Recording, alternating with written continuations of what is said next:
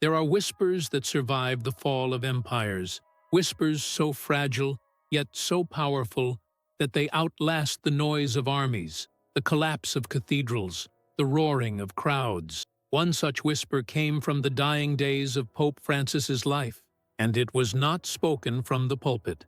It was entrusted only to a few, behind closed doors, far from cameras and applause. It was a message about a hidden army, a group scattered across the world, unknown even to themselves, marked not by fame, not by power, but by something almost laughably simple, a letter. The letter M, traced by the quiet architecture of their hands. Pope Francis called them the silent guardian. He spoke of them not with the detached tone of a philosopher, but with the trembling urgency of a man who knew the hourglass was almost empty. He said that in the days after his departure, days darker than anyone dared to imagine, these silent guardians would be awakened, not in grand ceremony, not with medals and fanfare, but in the hidden, aching places of the soul. They would feel it before they understood it, a stirring, a sense of weight pressing against their chest at night, a knowing that the world was shifting in ways invisible to the masses, but unmistakable to those whose hearts had been tuned, long before birth, to the higher frequencies of truth. The Pope described them as a living bridge between what was and what must come. He said their mission was not to preserve the structures that would fall. Their mission was to preserve the flame, not the institution, not the tradition. The flame, the divine, living fire of faith, of hope, of unbreakable love, the things that would soon become so rare, so costly, that the world would scarcely remember they had ever been real. He spoke of how the silent guardians would be drawn from all walks of life. There would be no common pedigree, no visible badge of honor. Some would be hidden in places of great poverty. Some would walk among the powerful. Most would be ordinary, unnoticed by the systems of men, but celebrated in the secret councils of heaven. And all of them, every single one, would bear a sign, not on their clothes, not in their titles, but carved into the flesh of their hands by the hand of Providence itself.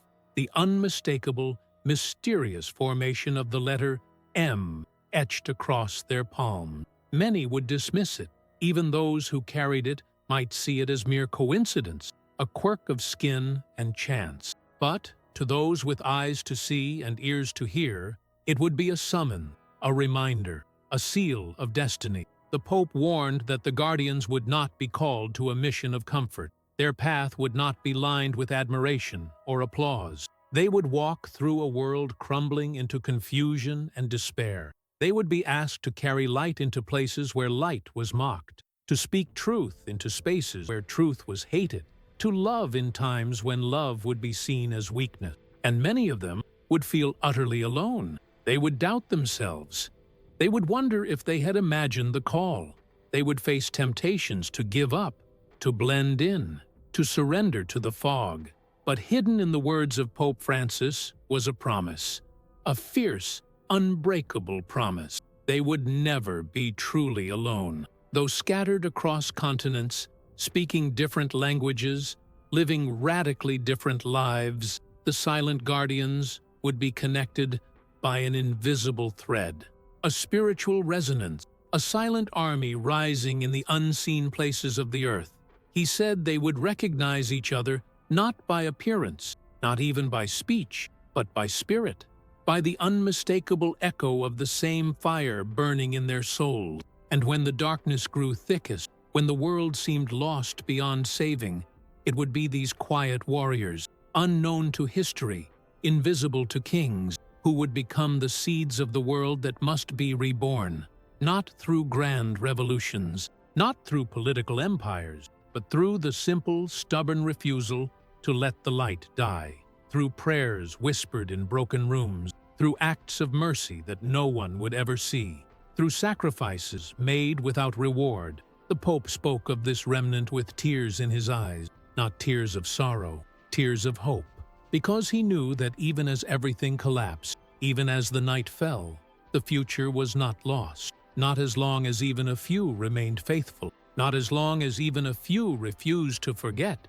And so, he entrusted this secret not to the powerful, not to the visible leaders of churches and governments, but to those whose only qualification was the invisible mark written into their very being. The letter M, a letter that would become a shield, a beacon, a sword. It is no accident if you feel a stirring even now. It is no coincidence if you have looked at your own hand and wondered. You were meant to hear this. You were meant to remember.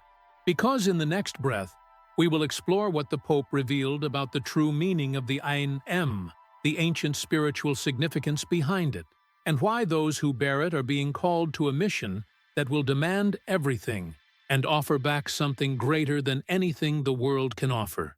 Prepare your heart, because what comes next will awaken a truth you may have spent your whole life trying to forget, the truth of who you really are, and why you were born for such a time as this. The letter M has always carried an ancient weight, a silent resonance that echoes through myths, sacred texts, and the hidden architecture of creation itself.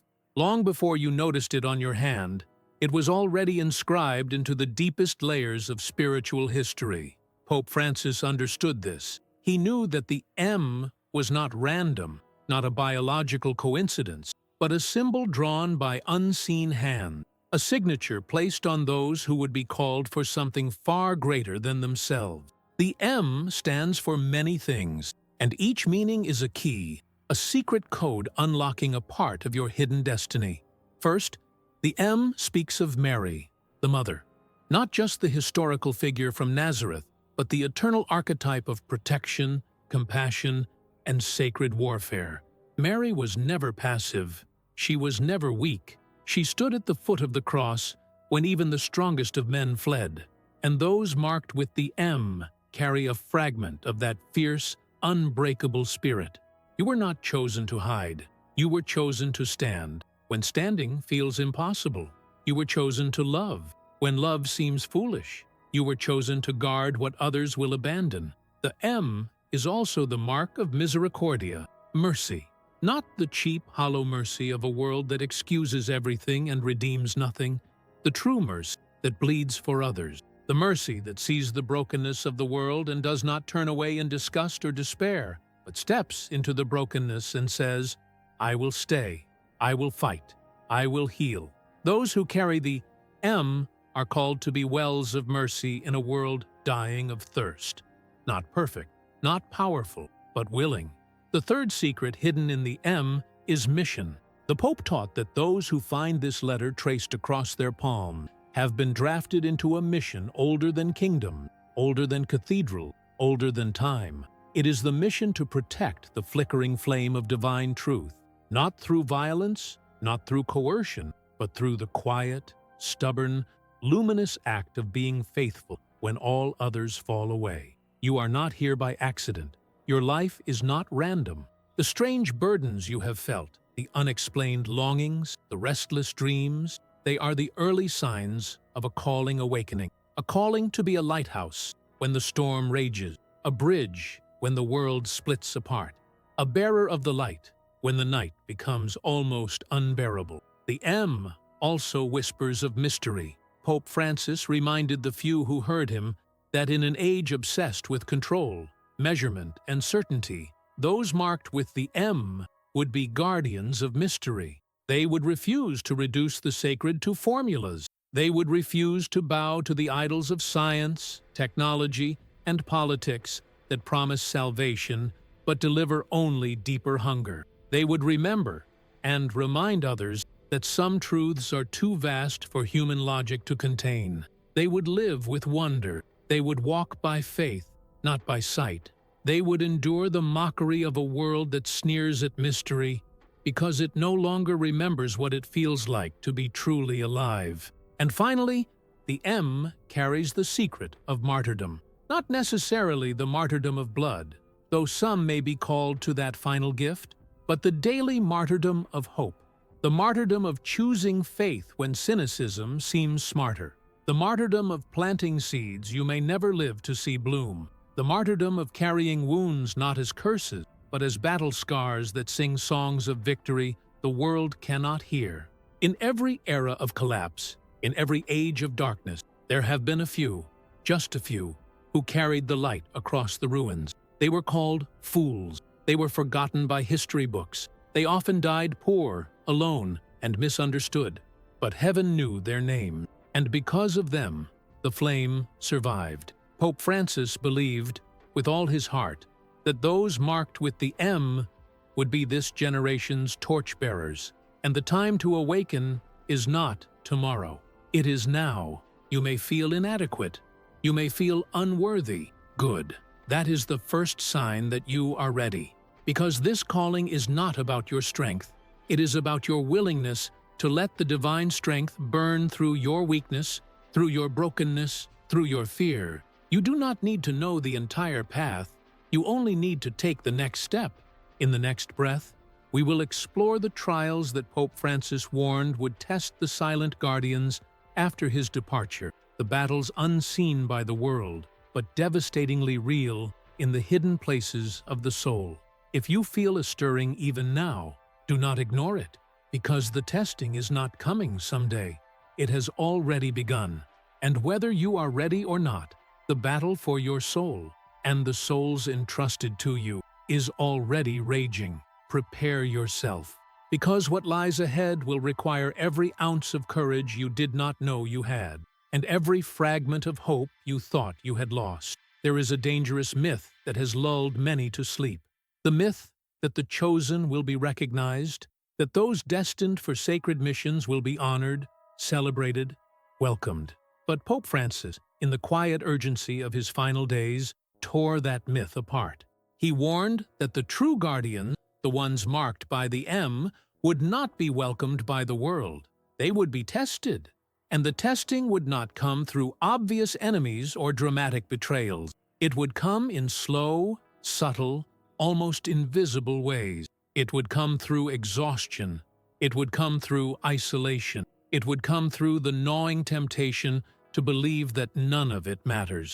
The Pope spoke of a time already unfolding, when faith would feel like madness, when clinging to hope would feel like clinging to smoke, when the spiritual climate itself would become so heavy, so suffocating, that even breathing prayers would feel like lifting mountains. This would be the first test, the test of silence. The guardians would cry out for signs, for affirmation, for proof that their path mattered. And often, the heavens would seem deafeningly silent. No flashing miracle, no clear victory, just the day-by-day grind of faithfulness in a world that has forgotten how to believe. Could they remain true even when no one was watching, even when no one applauded, even when the rewards were invisible and the cost was painfully real?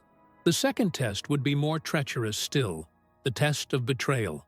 Not betrayal by enemies, betrayal by friends, by those they trusted, by those who once stood beside them. The Pope saw that in the coming days, many who once walked in light would fall into compromise, and when they did, they would not go quietly. They would mock the ones who stayed faithful. They would call them extremists, fanatics, obstacles to progress. The guardians would feel the sharp, lonely sting of being cast out not by strangers, but by their own. Would they stand firm when even their companions turned their backs? The third test would cut even deeper, the test of invisibility. There would be no statues built for these guardians, no parades, no songs. Their victories would be silent, their sacrifices unnoticed.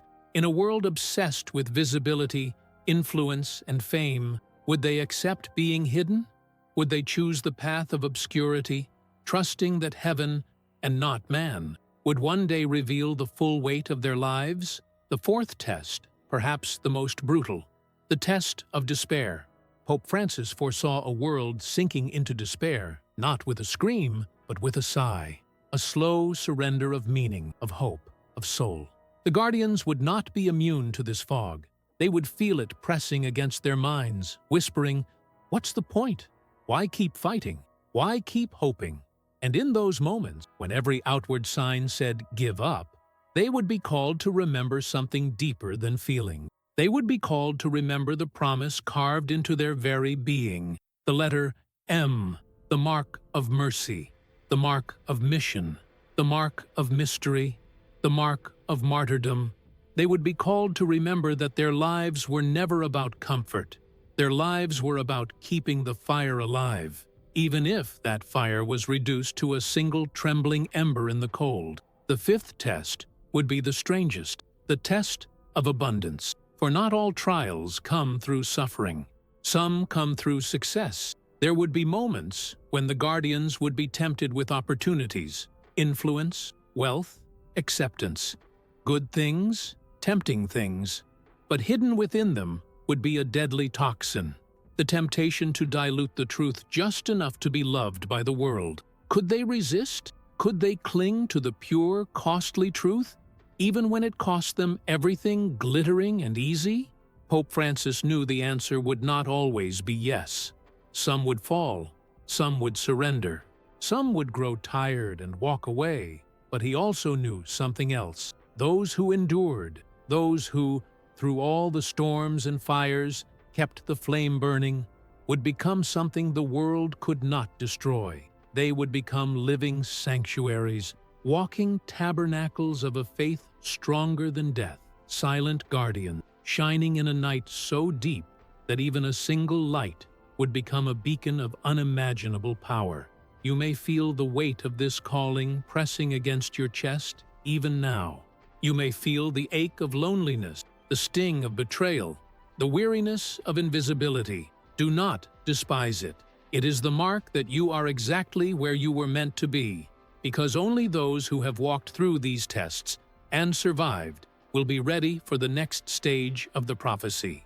In the next breath, we will unveil the secret signs that indicate a guardian has been awakened, and how you can know, beyond any doubt, that your soul has been called into the hidden army of light for this crucial hour. The signs are closer than you think, and recognizing them could change everything, even the fate of your soul. Not every guardian would awaken at once. Some would feel the stirring years before others. Some would awaken only when the darkness grew unbearable. But Pope Francis hinted that there would be signs, unmistakable signs, that a soul had been called, summoned, awakened to its true purpose. The first sign is subtle, almost easy to miss, a growing discomfort with the ordinary. Things that once satisfied you, the endless noise, the hollow distractions, the shallow conversation, begin to taste like ashes. You find yourself restless in places that once entertained you. You feel a strange emptiness even when everything around you seems normal. It's as if your spirit is tuning itself to a frequency the world can no longer hear. A frequency calling you higher, deeper, away from the surface. This discomfort is not a curse. It's the birth pain of awakening. The second sign is even more personal, a sharpening of spiritual sensitivity. You begin to notice things others ignore, the heavy air when you step into certain places, the unseen burdens carried by people who smile on the outside, the silent cries behind the loud celebrations of the world. Your soul becomes like a tuning fork, vibrating with the hidden realities most have learned to block out. At first, it feels overwhelming. It might even frighten you, but it is a gift, a sign that your spirit is being prepared to walk between worlds, to see with eyes that pierce beyond the visible. The third sign is both terrifying and holy, the intensification of inner battles. Suddenly, the old temptations grow stronger. Old wounds you thought were healed begin to ache again. Doubts you thought you had conquered rise from their graves. You are not being abandoned. You are being refined. Because the guardians cannot be weak in this hour, they cannot carry hidden poisons into the battle that is coming. Everything false must be burned away. Everything shallow must be torn down, so that when the collapse comes, you will stand on a foundation that cannot be shaken. The fourth sign is deeply relational, the strategic isolation. Friends drift away. Opportunities dry up. You feel abandoned, misunderstood, forgotten. It is not punishment. It is protection. The Pope understood this mystery. When God sets apart a soul for a mission of fire, he often removes the props first. He strips away the distraction. He dismantles the false alliances so that the soul can stand, finally, fully, alone before him. not dependent on applause, not dependent on external validation, but fueled solely by the unbreakable voice within. If you feel lonely, remember, isolation often precedes activation.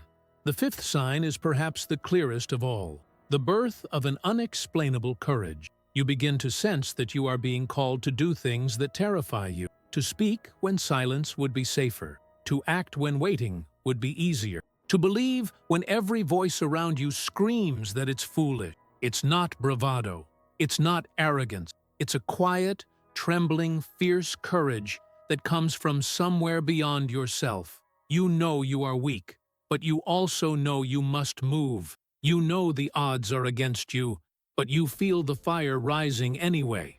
You know the cost, and you choose to pay it. This courage does not come from you.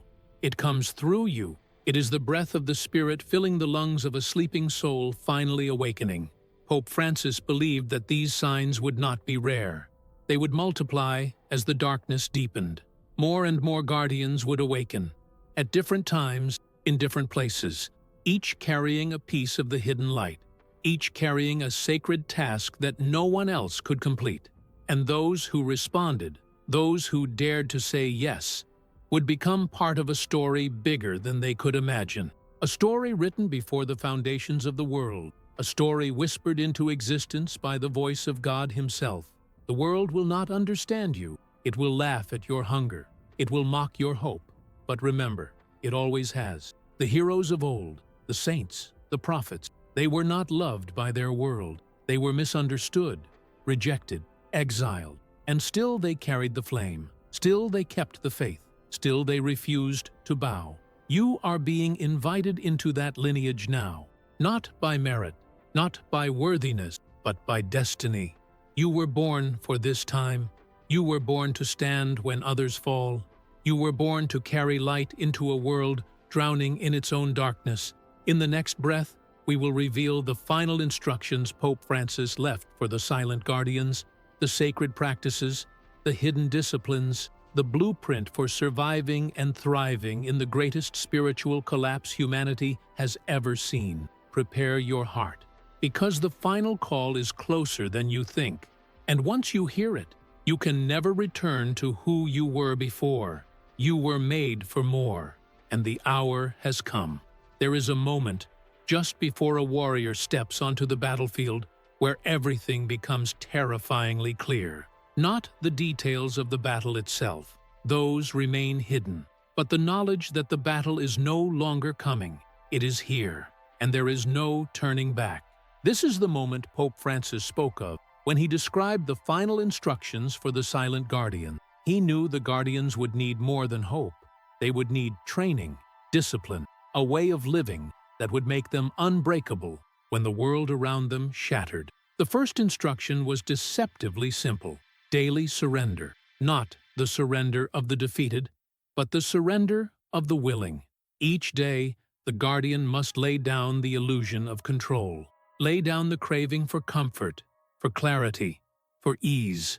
Each day, they must wake up and say, "Not my will, but yours," even when the path ahead is hidden, especially when the path ahead is hidden. This daily act of surrender would forge a kind of spiritual muscle, a hidden strength that would not crack under pressure. The second instruction was fierce, radical truthfulness. The guardians would be called to live in truth, even when every voice around them chose lies. They would have to speak when silence would be safer.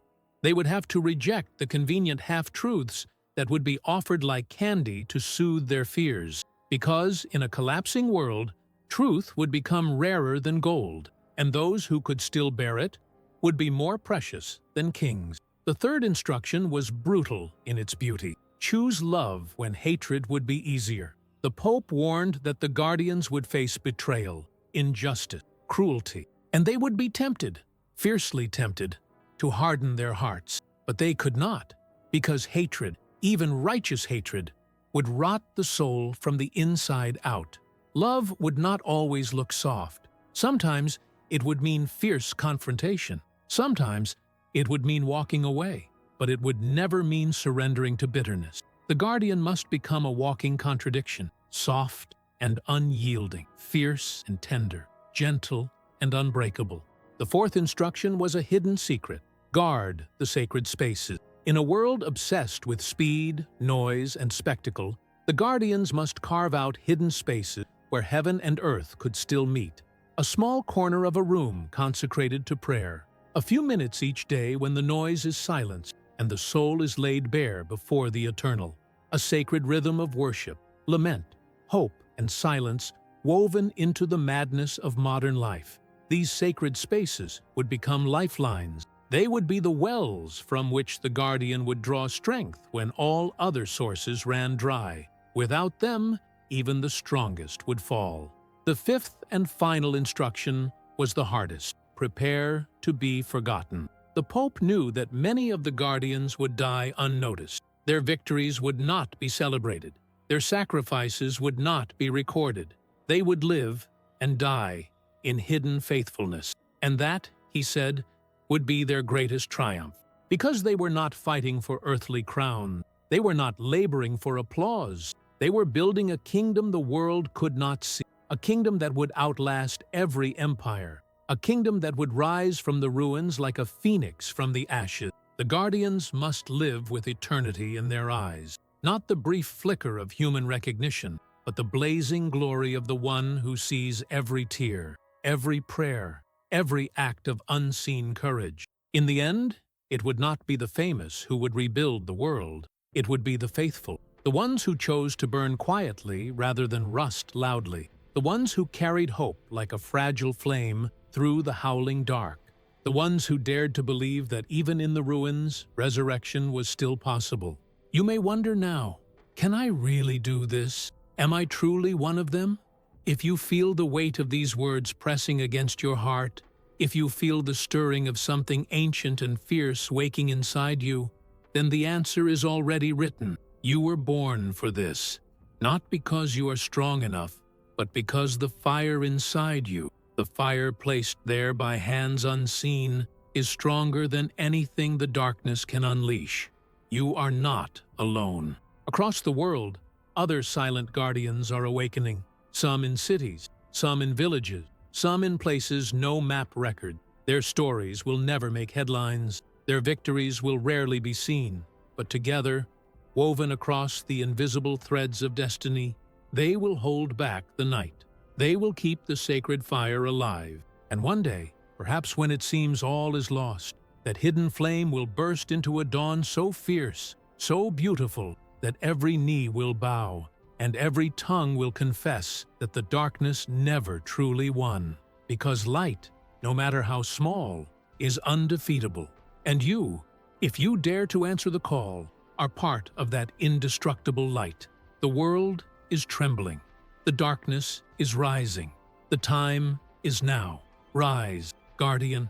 The future is waiting.